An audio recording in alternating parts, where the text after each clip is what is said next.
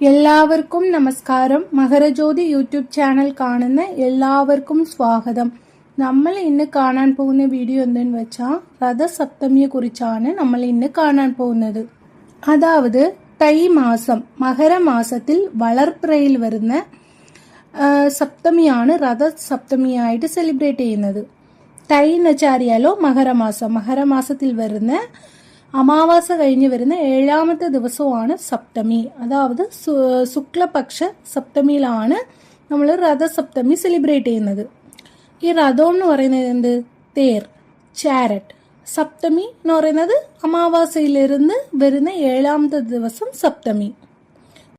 പിന്നെ വർഷത്തിൽ നമുക്ക് 2 കാലമുണ്ട്. ഒന്ന് ഉത്തരായനവും ഇന്നൊന്ന് ദക്ഷിണായനവും എന്ന് പറഞ്ഞ് 2 കാലമുണ്ട്. ഇപ്പോൾ സൂര്യ ഭഗവാൻ തെക്കിലിരുന്ന് വടക്കിലോട്ട് വരുന്നതാണ് ഉത്തരായന കാലം എന്ന് പറയുന്നത്. ഈ ഉത്തരായന കാലം വന്ന് ദേവതകൾക്ക് മിகவும் ഇഷ്ടപ്പെട്ട കാലമാണ്. എല്ലാ നന്മകളും എല്ലാ നല്ല കാര്യങ്ങളും ദേവന്മാർക്ക് കല്യാണം എല്ലാം നടക്കുന്നത് ഈ ഉത്തരായന കാലത്തിലാണ് നടക്കുന്നത്.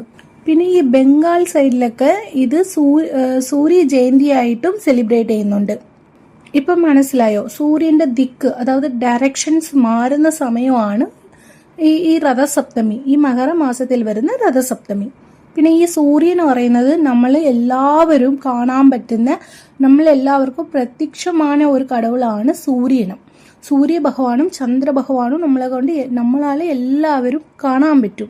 പിന്നെ ഈ സൂര്യൻ എന്ന് പറഞ്ഞാൽ 7 ഹോർസ് ഇരിക്കും, 7 കുതിരകളുള്ള ഒരു തേരിലാണ് സൂര്യ ഭഗവാൻ വലം വരുന്നത്. ഈ 7 കുതിര എന്ന് പറയുന്നത് നമ്മളുടെ ആഴ്ചയിൽ വരുന്ന 7 ഡേയ്സ്, അത് 7 ഡേയ്സ് ആണ് അത് കുറിക്കുന്നത്.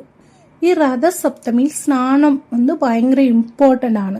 ഇപ്പം നമ്മൾക്കൊക്കെ ഭയങ്കര ദേഷ്യവും വിഷമവും ഇരിക്കുന്ന സമയം നമ്മളിപ്പോൾ കുളിക്കുമ്പോൾ നമ്മളുടെ മനസ്സ് ഭയങ്കര ശാന്തമാവത്തില്ലേ?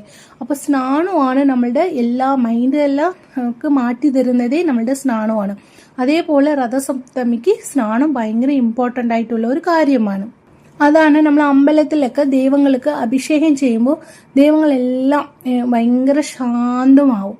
അതിനു വേണ്ടിയാണ് ഒരു ഇമ്പോർട്ടൻ്റ് കാര്യമായിട്ട് നമ്മൾ അഭിഷേകമൊക്കെ ചെയ്യുന്നത്. സ്നാനത്തിന് അത്രേ ഒരു വലിയ കാര്യമാണ്. പിന്നെ ഈ സൂര്യനാണ് നമുക്ക് ആരോഗ്യം തരുന്നത്, നമ്മളുടെ രോഗമൊക്കെ മാറ്റി തരുന്നത് സൂര്യ ഭഗവാനാണ്. നമ്മൾ ഈ ദീപാവലിക്ക് മലാപകൃഷ്ണ സ്നാനം ചെയ്യുന്ന പോലെ തന്നെ ഈ രഥസപ്തമിക്ക് നമ്മൾ സ്നാനം ചെയ്യണം. എങ്ങനെ രഥസപ്തമിക്ക് സ്നാനം ചെയ്യുന്ന വെച്ചാൽ, നമ്മൾ ഒരു 7 എരുക്ക ഇല എടുത്തിട്ട് അത് നമ്മളുടെ തലയുടെ മുകളിൽ 7 എരുക്ക ഇലയും വെക്കണം. വെച്ചിട്ട് അതിൻ്റെ പുറത്ത് അക്ഷത എന്ന് പറഞ്ഞാൽ അറിയാലോ, അരിയും പിന്നെ നെയ്യ് കുറച്ച് മഞ്ഞളൊക്കെ ചേർത്ത് നല്ലപോലെ മിക്സ് ചെയ്ത് വെക്കുന്നതാണ് അക്ഷത. അതിൻ്റെ കൂടെ കുറച്ച് അരഹമ്പുള്ളിയും കൂടി ചേർത്ത് നമ്മളുടെ തലയുടെ പുറത്ത് വെച്ചിട്ട് നമ്മൾ വെള്ളം ഒഴിക്കണം. വെള്ളം ഒഴിക്കുമ്പോൾ നമുക്ക് പറയാനുള്ള മന്ത്രമുണ്ട്. അത് പറയാൻ പറ്റുന്നവർ ആ മന്ത്രം പറയാം.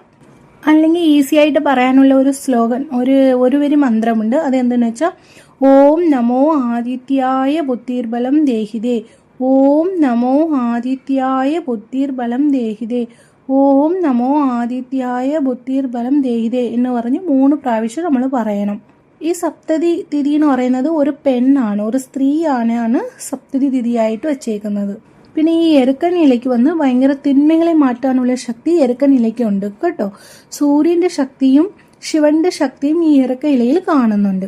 പിന്നെ ഈ രഥസപ്തമി എന്ന് പറയുന്നത് ഫെബ്രുവരി മാസം, ഈ മാസം 4-ാം തീയതിയാണ് നമുക്ക് രഥസപ്തമി വരുന്നത്.